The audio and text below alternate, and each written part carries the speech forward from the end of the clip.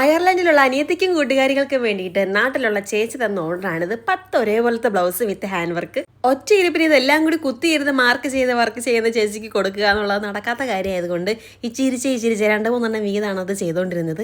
രാവിലത്തെ തിരക്കുകളെല്ലാം കഴിഞ്ഞിട്ട് സമാധാനത്തോടു കൂടി മാർക്ക് ചെയ്യും. കാരണം ഇതിങ്ങനെ വർക്ക് ചെയ്യാനുള്ളത് കൊണ്ട് നമുക്ക് പിന്നെ തിരുത്തലുകളൊന്നും നടക്കില്ലല്ലോ.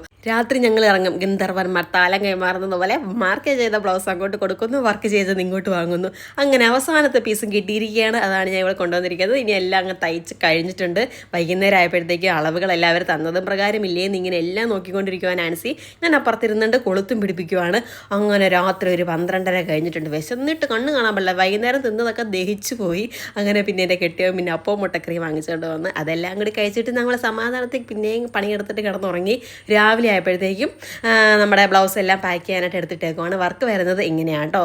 ഈ അവസരത്തിൽ ആദരിച്ചിട്ട് പേര് പറയാതിരിക്കാൻ പറ്റില്ല. ആൾ ഒരുപാട് ഉറക്കം നിന്നാണ് നമുക്കിത് വർക്ക് ചെയ്ത് വന്നേക്കുന്നത്. ഇവിടുത്തെ ഒരു തിരക്ക് കാരണം ലാസ്റ്റ് മിനിറ്റിലാണ് എല്ലാം മാർക്ക് ചെയ്ത് കൊടുത്തത്. ആൾ നല്ല ക്ഷമയോടെ തന്നെ നമുക്ക് ചെയ്ത് തന്നിട്ടുണ്ട്. ഇനി ഒരൊറ്റ പ്രാർത്ഥനയുള്ളൂ, ഇതെല്ലാം അവർക്ക് അയച്ചാൽ മതി.